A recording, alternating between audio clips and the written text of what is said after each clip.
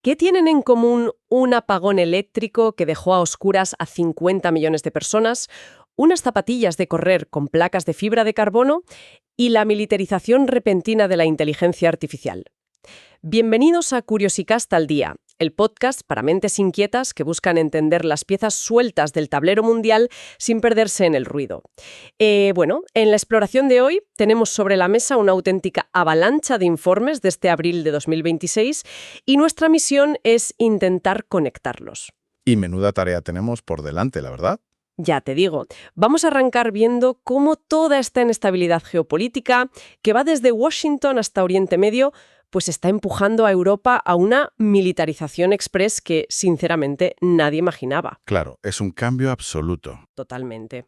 Luego repasaremos las secuelas, justo a un año exacto de distancia de aquel catastrófico gran apagón ibérico de 2025. Analizaremos también las enormes paradojas que asfixian la economía y la vivienda aquí en España y terminaremos debatiendo cómo la tecnología más extrema se está fusionando con nuestra biología, nuestra cultura y, fíjate, hasta con nuestra forma de apostar a la lotería. Es que al revisar toda esta documentación, desde los cables diplomáticos hasta los reportes del mercado laboral, emerge un patrón ineludible. No estamos viendo noticias aisladas. Lo que esta inmersión en los datos nos revela es la extrema fragilidad sistémica del mundo ahora mismo. Ya. Y cómo nuestras instituciones, desde las redes eléctricas hasta los contratos sociales básicos, pues están operando muy por encima de su límite de diseño. Y para hablar de límites superados, tenemos que empezar por Estados Unidos, porque los niveles de volatilidad política que muestran los informes son de no creer. Es una locura. Es que tenemos los detalles de este reciente intento de asesinato contra Donald Trump en el Hotel Hilton de Washington, D.C., presuntamente a manos de este profesor, Cole Allen. Sí. Y lo que a mí me llama muchísimo la atención al leer los recortes de prensa es la reacción posterior. O sea, Trump ha salido a compararse directamente con Abraham Lincoln. Fíjate. Sí, usando esa frase de que a los que tienen mayor impacto es a los que persiguen. A ver, ¿qué busca exactamente con ese paralelismo histórico tan potente? Pues a ver, busca consolidar una narrativa de destino y de sacrificio personal al trazar una línea directa entre el Lincoln y él mismo. Ya. No solo desvía el debate sobre los fallos de seguridad o las causas del ataque, sino que se eleva a la figura de un mártir político. Claro, se blinda por completo. Exacto. Desde el punto de vista de la comunicación política es una maniobra brillante para unificar a su base. Y claro, es algo que lógicamente repercute a nivel internacional. Vemos los comunicados de rechazo a la violencia de figuras tan alejadas ideológicamente como Claudia Sheinbaum en México o Delcy Rodríguez en Venezuela. Lo que demuestra que este tipo de sacudidas en Washington paralizan la diplomacia de todo un hemisferio. A ver, yo entiendo el impacto en el continente americano, pero me cuesta un poco ver cómo esa parálisis salta el charco. O sea, ¿cómo conecta la tensión en un hotel de Washington con la diplomacia global a gran escala? Pues salta porque cuando la principal superpotencia entra en una espiral de crisis interna e imprevisibilidad, se crea un vacío de poder. Ya, claro. Y la geopolítica aborrece el vacío. Ese espacio se llena rápidamente de caos. Lo vemos clarísimo en el dossier sobre Oriente Medio. Ante la distracción en Washington, el colapso diplomático ha sido total.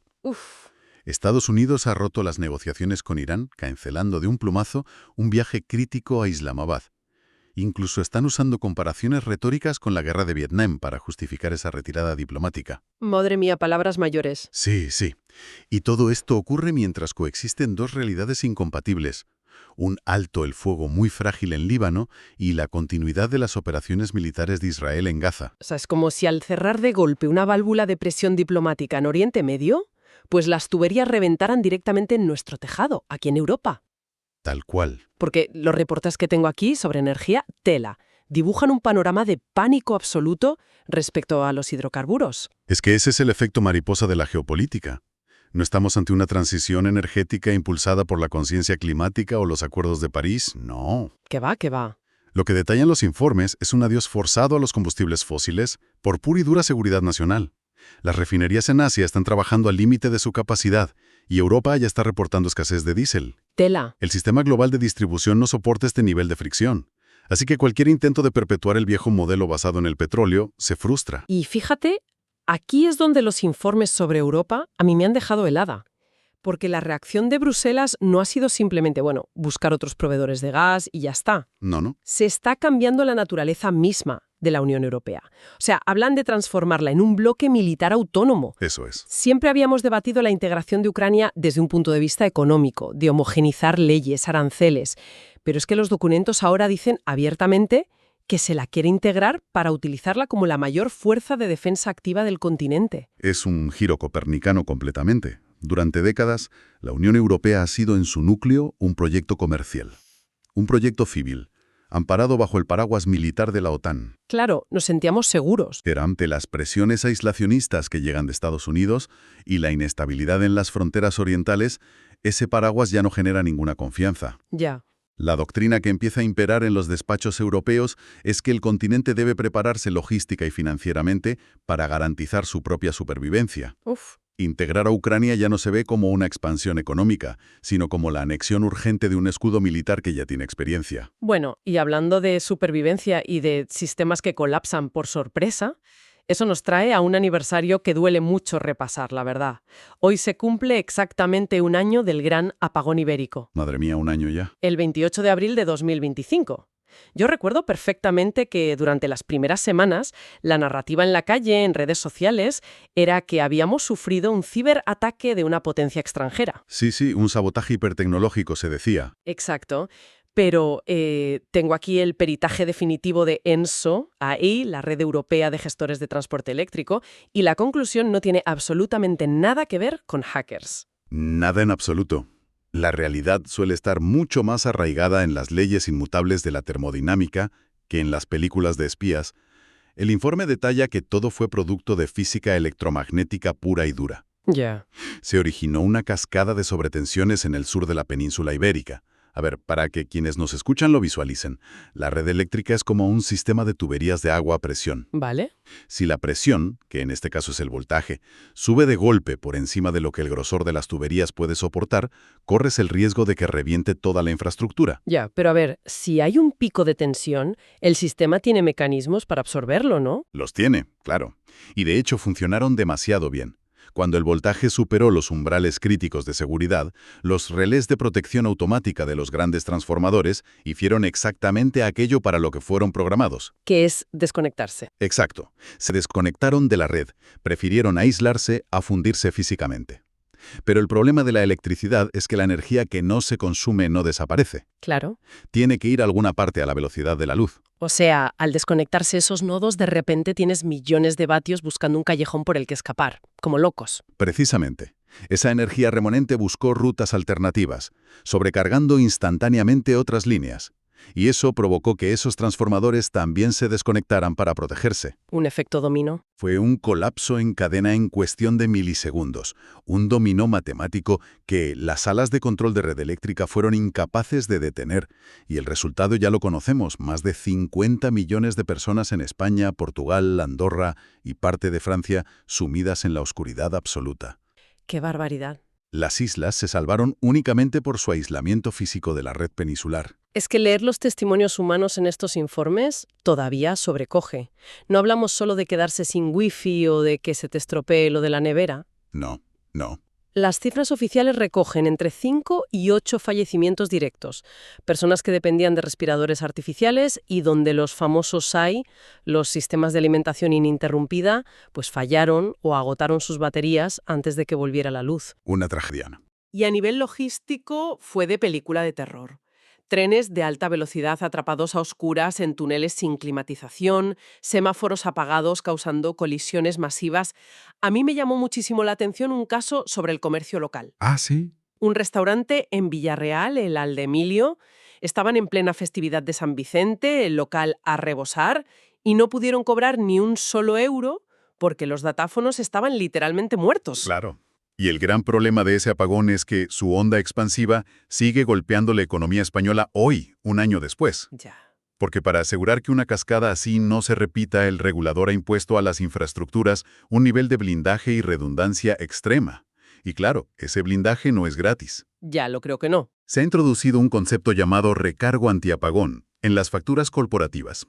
Solo en este primer trimestre de 2026, ese recargo ya supera los 1.800 millones de euros. Espera, a ver si lo entiendo. Estamos pagando un sobrecoste gigantesco simplemente por el miedo del sistema a volver a asustarse y desconectarse. Básicamente sí. Es una prima de riesgo infraestructural. Y la industria pesada en España ha encendido todas las alarmas, porque este recargo está aniquilando sus márgenes de beneficio y su competitividad frente a otros países. Lógico. Tanto es así que estamos viendo una guerra judicial sin precedentes. Las grandes fábricas están enviando burofaxes en masa a Red Eléctrica y al gobierno. Reclamaciones patrimoniales multimillonarias antes de que prescriba el plazo legal de un año. Madre mía. Y fíjate, esa asfixia industrial nos encaja perfectamente con el siguiente bloque de documentos que tenemos. Es un retrato económico de España absolutamente desconcertante, lleno de contradicciones. Sí, Por un lado, leo que entidades como Sabadell, Santander y multinacionales como Mango, que acaba de repartir 206 millones en dividendos a la familia Andic, una barbaridad. pues están batiendo récords históricos de beneficios. Pero pasas a la página siguiente del mismo informe y ves que la tasa de paro ha subido al 10,8%, Claro. destruyendo más de 170.000 empleos en un trimestre. O sea, ¿cómo pueden coexistir ambas realidades en el mismo país y en el mismo mes? Pues porque estamos ante una economía profundamente dual y fracturada. Los sectores con alta capitalización o exposición global están logrando repercutir la inflación y los costes a sus clientes, y así expanden márgenes. Ya. Pero el mercado laboral general está sufriendo las fricciones que comentábamos: energía cara, inestabilidad logística, costes de financiación altísimos. Uf. Esta disonancia ha obligado al Ministerio de Economía a tirar la toalla con sus previsiones iniciales y revisar a la baja el crecimiento del 2,2% que esperaban para este año, algo que era indispensable si querían cuadrar el plan fiscal que pide Bruselas. Y donde más se nota esta fractura, fíjate, es en el sector servicios. Los datos de turismo dicen que no cabe un alfiler, que batimos récords de visitantes, pero las patronales hosteleras se quejan de que nadie quiere trabajar para ellos. Se ha evaporado la mano de obra. Sí, y los sociólogos laborales tienen muy clara la causa en sus análisis: los famosos turnos partidos. Claro. Trabajar unas horas al mediodía, irse a casa y volver por la noche, es que eso impide de facto cualquier tipo de conciliación vital o familiar. Totalmente. La fuerza laboral, especialmente los jóvenes, rechaza frontalmente este modelo. Así que ahora vemos cómo los restaurantes, desesperados por salvar la temporada, están transitando a marchas forzadas hacia la jornada continua. Es que no les queda otra. Pero claro, si el mercado laboral expulsa a tanta gente o los mantiene en precario, el acceso a la vivienda, que es el otro gran drama de los informes, se vuelve una quimera. Imposible. Y aquí la política parece incapaz de dar respuestas. Vemos al Ministerio de Derechos Sociales, de Sumar, intentando sacar adelante una ley para prorrogar alquileres 2 años más y topar las subidas al 2%. Ujú. Pero claro, miras la aritmética del Congreso y dices, es que esto es imposible. Totalmente inviable con la composición actual. Y aquí vemos cómo la parálisis institucional agrava la fragilidad de todo el sistema. Junts bloquea la medida porque exige condiciones que chocan frontalmente con el modelo del ministerio. ¡Ya! Piden exenciones del IVA para aquellos autónomos que facturan menos de 85.000 euros al año, y además fuertes bonificaciones fiscales para los propietarios. Vamos, que no se ponen de acuerdo ni de broma. Exacto. Gobernar mediante una coalición con visiones económicas tan antagónicas deriva en una agonía legislativa absoluta. Ninguna medida profunda sale adelante. Entonces, si el Congreso está atascado y no hay acuerdos nacionales sobre el suelo, ¿cómo absorbe físicamente la calle a toda esta gente que necesita un techo? Pues mediante lo que el urbanismo moderno empieza a llamar la doctrina de la España concentrada. España concentrada. Sí, ante la inmovilidad política y lo caro que está el metro cuadrado, el mercado y ayuntamientos como el de Madrid están optando por crecer de la única forma que pueden: hacia arriba. Ya. Están verticalizando y densificando de manera radical los barrios que ya existen, evitando expandir la mancha de la ciudad. Pero esto, claro, somete a una presión insostenible a los servicios públicos, que no estaban dimensionados para tanta gente. Y a nivel político regional, el mapa refleja este estrés clarísimamente. Las encuestas en Andalucía dicen que el PP afianzará su mayoría absoluta apostando por la estabilidad tradicional. Ujú. Mientras que Vox, aprovechando esta saturación de recursos, logra ir normalizando su doctrina de prioridad nacional, que busca condicionar el acceso a los servicios por nacionalidad. Es un clima de tensión constante, y el dato de Canarias es desolador. En plena emergencia habitacional, el 48% de la población declara no tener ningún tipo de ahorro económico. Es terrible. Y lo que ocurre cuando la política tradicional, la economía básica y las infraestructuras demuestran no dar más de sí, es que las sociedades buscan atajos. Ya. Y en 2026, ese atajo es tecnológico. Si el mundo físico falla, delegamos la gestión de nuestra supervivencia a los algoritmos. Buf, y ahí entramos en un terreno que me genera bastante vértigo. He leído la transcripción del manifiesto publicado en X por Alex Karp, el CEO de Palantir, esta gigantesca corporación de Big Data. Telita con el manifiesto. Es que no sugiere, exige que las grandes tecnológicas de Occidente abandonen su neutralidad y participen en la defensa militar. Es que ese manifiesto ha dinamitado uno de los debates más complejos de esta década. Los académicos alertan del riesgo inminente de caer en una forma de tecnofascismo. ¡Qué miedo da ese término! El temor central es ¿qué ocurre cuando delegas decisiones críticas a líneas de código que además son secreto comercial? Nos enfrentamos a que algoritmos que ni los legisladores comprenden deciden de forma autónoma el uso de fuerza letal. Es la privatización algorítmica del monopolio de la violencia que siempre ha sido del Estado. Y lo más loco es que, mientras debaten si un software debe poder apretar un gatillo, nosotros consumimos tecnología como si fuera magia inofensiva. O sea, los móviles de pantalla plana están agonizando. Ya nadie los quiere. Apple y Meta inundan el mercado con gafas inteligentes con proyecciones HUD en la retina. Inteligencias artificiales como Gemini, hablándonos con voces humanas indistinguibles de una persona real. Y coches de nivel 5, totalmente autónomos circulando por las calles. Pero detengámonos en un término técnico que me dejó atónita. La ionotrónica. Suena a ciencia ficción pura. A ver, ¿qué es esto? Pues la ionotrónica representa el santo grial de la bioingeniería. Durante años, tecnología y biología hablaban idiomas distintos. La biología funciona mediante canales de iones y química en las células, y los chips mueven electrones en el silicio. Vale. Lo que hace la ionotrónica es crear matrices de polímeros que logran una comunicación bidireccional perfecta. Traducen el lenguaje químico de nuestras células a impulsos eléctricos legibles por una máquina y viceversa. Espera, frena. O sea, ¿me estás diciendo que estamos construyendo literalmente enchufes de plástico para conectarnos a las neuronas del cerebro? Esa analogía es muy acertada. Y no es solo para tener interfaces cerebrales rápidas.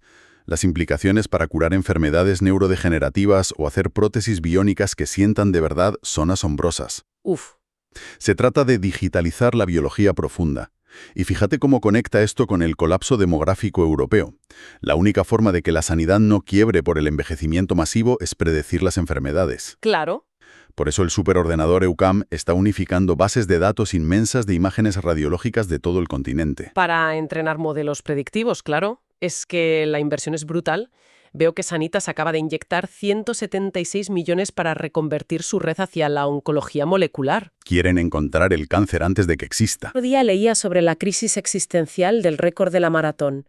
¿Ya nadie sabe qué celebramos cuando alguien cruza la meta? Porque se ha roto el consenso sobre el mérito. El debate en el atletismo es fascinante. ¿El récord lo consigue la genética humana? ¿El consumo máximo de oxígeno? ¿O el laboratorio que diseñó la placa de fibra de carbono en la zapatilla? ¿Y el hidrogel que evita que el estómago rechace el alimento? Es que la tecnología externaliza el esfuerzo. Por eso la sociedad, como mecanismo de defensa, se aferra a pasiones masivas donde el resultado todavía depende del puro azar humano, de la incertidumbre. Claro, eso explica por qué nos desvivimos por el deporte impredecible. La ilusión del Barça de Hansi Flick o la victoria de pura tenacidad de Alex Márquez en Jerez. E incluso la tragedia. El luto de ver el descenso del Sevilla tras ese agónico gol de Catena para Osasuna en el minuto 99. ¿Qué final? Ese dolor, ese fracaso en el último suspiro. No hay algoritmo de Palantir que lo calcule. Es profundamente real. Y junto al deporte, la otra gran ancla es la cultura y el ritual, que nos conectan con una continuidad histórica frente a un presente tan frágil.